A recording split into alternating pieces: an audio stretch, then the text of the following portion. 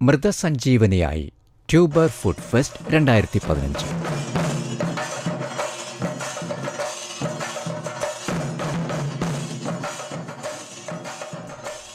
തെങ്ങേ കണ്ടോ മാവേ കണ്ടോ, നിൽക്കുന്ന വൃക്ഷങ്ങളെല്ലാം കണ്ടോ, ഒരാണ്ടിലെത്തുന്ന മാവേലി അമ്മയ്ക്ക് അരിയോരി അരിയോരി അരിയോരി.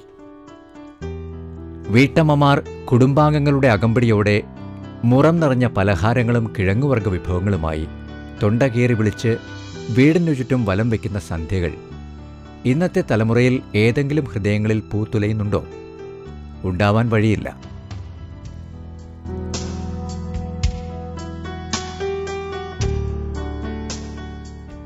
വൃശ്ചിക കാർത്തികയും ധനുമാസ തിരുവാതിരയും കേരളീയന് കിഴങ്ങുവർഗ ആഹാരപ്രധാനമായ ഉത്സവങ്ങളാണ്.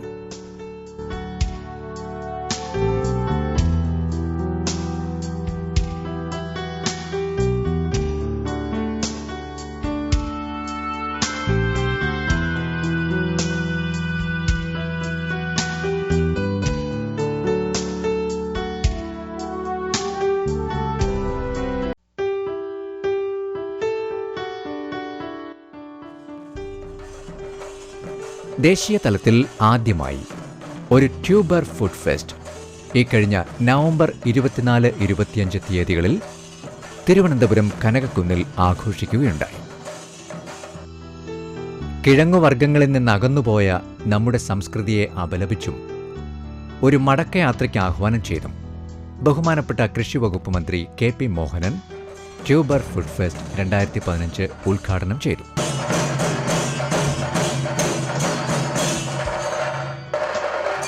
ബഹുമാനപ്പെട്ട റവന്യൂ വകുപ്പ് മന്ത്രി അടൂർ പ്രകാശിന്റെയും ബഹുമാനപ്പെട്ട ഭക്ഷ്യവകുപ്പ് മന്ത്രി അനൂപ് ജേക്കബിന്റെയും മഹനീയ സാന്നിധ്യം ഉദ്ഘാടന വേളയെ ധന്യമാക്കി. മേളയിലെ സാധാരണ സന്ദർശകരായി കിഴങ്ങുവർഗ വൈവിധ്യങ്ങളുടെ ഓർമ്മ പുതുക്കിയും അവയിൽ നിന്നുള്ള വിഭവങ്ങളുടെ ഗുണരുചി വൈഭവമറിഞ്ഞും ബഹുമാനപ്പെട്ട മന്ത്രിമാർ.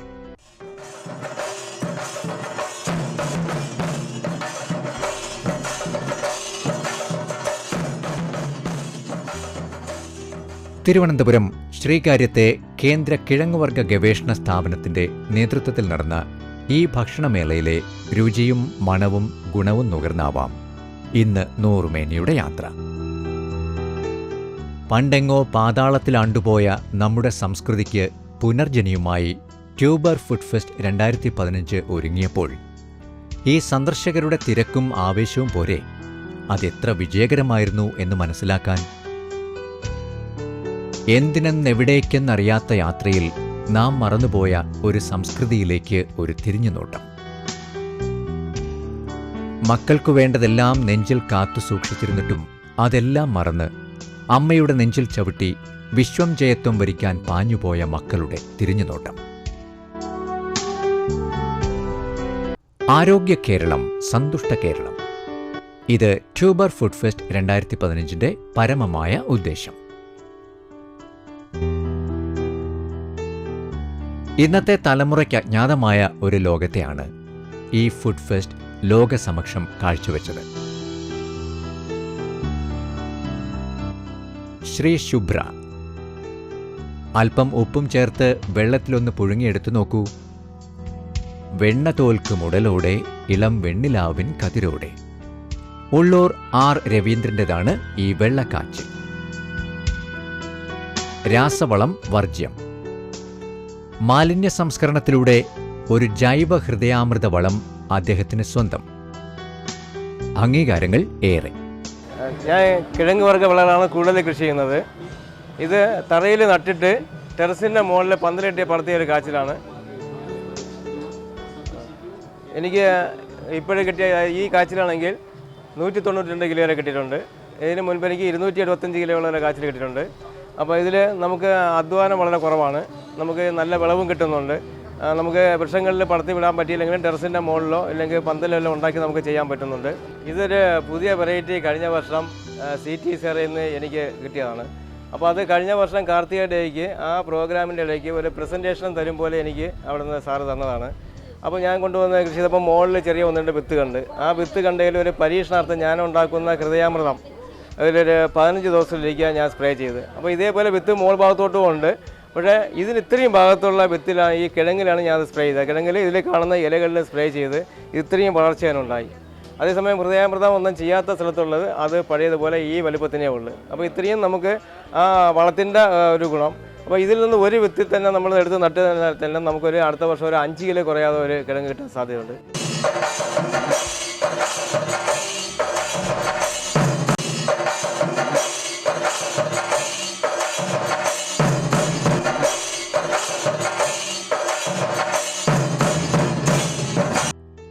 മുള്ളു കൊള്ളുന്നവൻ നട്ടം തിരിയും, നക്ഷത്രക്കാലെണ്ണും. അതാണ് മുൾക്കിഴങ്ങ് അഥവാ മുക്കിഴങ്ങ്. ഈ നാഗമാണിക്യത്തെ കാത്തു സൂക്ഷിച്ച് നമുക്കായി മേളയിൽ കാഴ്ചവെച്ചത് ഡോക്ടർ MJ വിൽസ്, കാഞ്ഞിരംകുളം. വിളവെടുപ്പ് കാലം 11-12 മാസം. രുചികരം, ഗുണപ്രദം, ആരോഗ്യദായകം, ആദായകരം ഈ മുൾക്കിഴങ്ങ്. ആഫ്രിക്കൻ കാച്ചിലിന്റെ നല്ലൊരു ശേഖരം തന്നെയുണ്ട് ഈ മേളയിൽ. വിളവൂർക്കൽ കൃഷിഭവൻ പരിധിയിലെ വിജയകുമാരൻ നായരുടേതാണ് ഈ ആഫ്രിക്കൻ കാച്ചിൽ. ജാപ്പനീസ് പാപ്പിലു നേന്ത്രവാഴക്കുല. കായ്കളുടെ എണ്ണവും വണ്ണവും മാത്രമല്ല, മണവും രുചിയും നമ്മെ മത്തഭൃംഗങ്ങളാക്കും. തൂക്കം 28 കിലോ. ഇവനെ ഇവിടെ എത്തിച്ചത് ബാലരാമപുരം VFPCK സ്വാശ്രയ കർഷക സമിതിയിലെ SD ചന്ദ്രകുമാർ. ഭ്രഷ്ട് കൽപ്പിച്ച് നമ്മൾ വലിച്ചെറിഞ്ഞ സൗഭാഗ്യങ്ങളെ നേരിട്ട് കാണാം നമുക്ക് ഈ മേളയിൽ.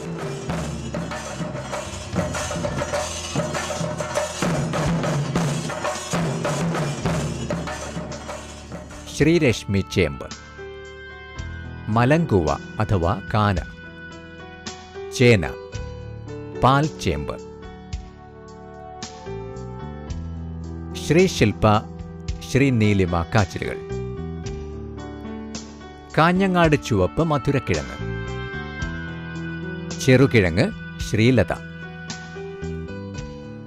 അത്യുൽപാദനശേഷിയുള്ള മധുരക്കിഴങ്ങിനങ്ങൾ ശ്രീ ഭദ്ര, ശ്രീ കനക, ശ്രീ അരുൺ, ഗൗരി.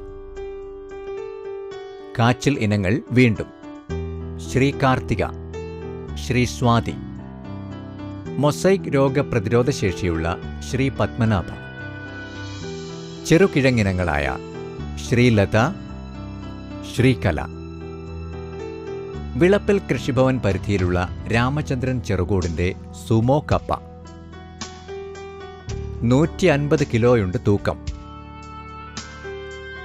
12 മാസമാകുമ്പോൾ മൂപ്പെത്തുന്ന ഈ കപ്പ കൃഷി ആദായകരമാണെന്ന് പറയേണ്ടതുണ്ടോ?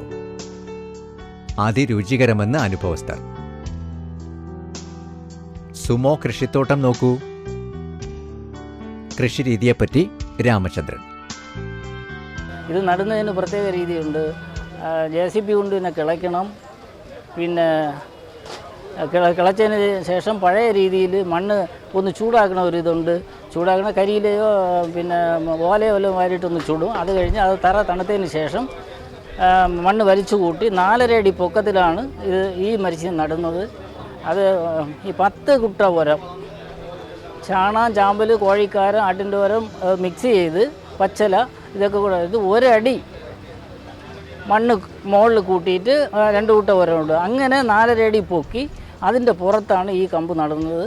മരിച്ചിന് പൊടിച്ചതിന് ശേഷം ഇത് പിന്നെ 1.5 മാസം കഴിയുമ്പോൾ ശകലം ഒന്ന് പറിച്ചു കൊടുക്കും. അങ്ങനെ 6 മാസം ആകുമ്പം പിന്നെ 1/2 കിലോ ഉപ്പ്, പരളുപ്പിട്ട് വെള്ളം കോരും. അതേസമയം ഒരു 3 മാസം ആകുമ്പം തന്നെ ഇത് സാധാരണ നമ്മുടെ മരിച്ചിനെ പോലെ ഒറ്റത്തടിക്ക് പൊങ്ങിപ്പോകില്ല. ഈ കൊമ്പും കവറും വീശി അങ്ങനെ വരും. അപ്പം നമ്മൾ 4 സൈഡിലും ഈ കമ്പ് ഊന്നിക്കെട്ടണം. അല്ലെങ്കിൽ ഈ മഴയും കാറ്റും വരുമ്പോൾ മറിഞ്ഞടിച്ചിട്ട് ഇതങ്ങ് പോകും. അപ്പോൾ അങ്ങനെ സൂക്ഷിക്കണം. 100 കിലോ മുതൽ 250 കിലോ വരെ ഇതിന് വിളവ് കിട്ടി. 300 രൂപയാണ് ഇതിൻ്റെ ചിലവ്. എന്നാൽ പോലും 100 കിലോ, ഏറ്റവും കുറഞ്ഞ 100 കിലോ കിട്ടിയാൽ പോലും 1500 രൂപ ആവണം. 300 രൂപയാണ് ചിലവ്. ഇതിൽ ഏറ്റവും ലാഭമുള്ള കൃഷി ഈ ഇനം മരിച്ചിൽ കൃഷി. മൂപ്പ് പിന്നെ നാടൻ മരിച്ചിനെ പോലെ തന്നെ അതിനും 10 മാസത്തിന് പുഴ എന്നാൽ ഈ 100 മുട്ടയുള്ള ഒരു മരിച്ചിനിക്ക് 12 മാസം വേണം. ആ വിളവ് തന്നെയാണ് ഈ മരിച്ചിനിക്ക് 12 മാസം. കപ്പയുടെ എത്ര ഇനങ്ങളാണ് ഈ മേളയിൽ.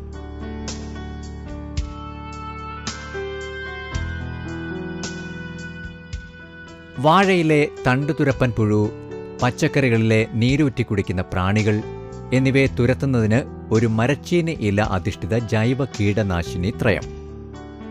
നന്മ, മേന്മ, ശ്രേയ. മരച്ചീനിയിൽ നിന്നും 40ഓളം മൂല്യവർദ്ധിത സ്വാദിഷ്ടോൽപ്പന്നങ്ങൾ തിരുവനന്തപുരം CTCRI ഇതിനകം വിപണിയിലിറക്കിക്കഴിഞ്ഞിരിക്കുന്നു. വിവിധ സംസ്ഥാനങ്ങളിൽ നിന്നും വൈവിധ്യമാർന്നതും സ്വാദിഷ്ടവുമായ കിഴങ്ങ് വിഭവങ്ങളും മൂല്യവർദ്ധിത ഉൽപ്പന്നങ്ങളും.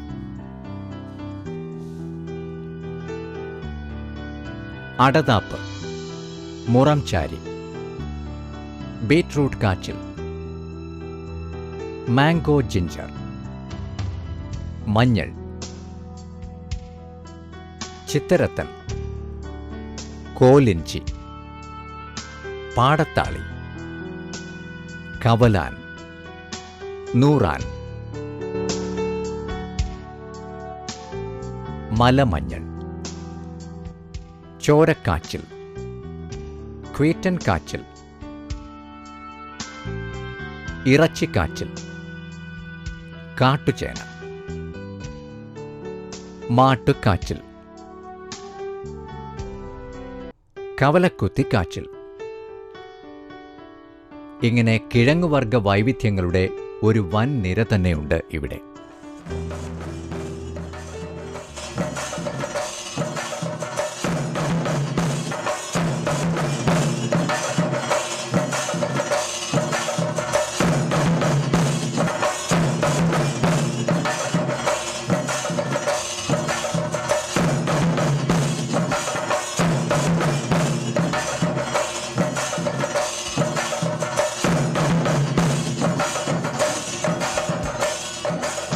ബീഹാർ സംസ്ഥാനത്തിന്റെ സംസ്കാരവുമായി ചേന വിഭവങ്ങൾ. Yam bean cubes, elephant fruit yam pakoda, elephant fruit yam kheer, elephant fruit yam namkeen, elephant fruit yam vermicelli, laddu.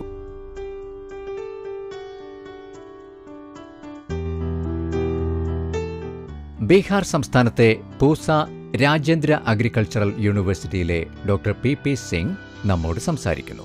We have developed several technology in formulation of the different recipe based on the tuber crops and passed to the farmer for their livelihood. And among there are some of the products like sweet potato gulab jamun. This is prepared from the sweet potato tubers and mixed with the suji and khoa along with the sugar. Similarly, it was prepared just like as a gulab jamun. But here, by mixing the sweet potato, we can reduce the cost of for manufacturing preparation as compared to the sweet potato. And the reduction in cost of manufacturing is due to the adding of the sweet potato tubers. And gulab jamun is used as a sweet. It is very common, and now farmers selling this and get the better income. Similarly, we have prepared this elephant foot yam pickles, and it is very common. സ്വന്തം നാടിന്റെ പാരമ്പര്യവും സംസ്കാരവും ദ്യോതിപ്പിക്കുന്ന വനവിഭവങ്ങളും കിഴങ്ങുകളും അവ കൊണ്ടുള്ള ഔഷധ ഭക്ഷണ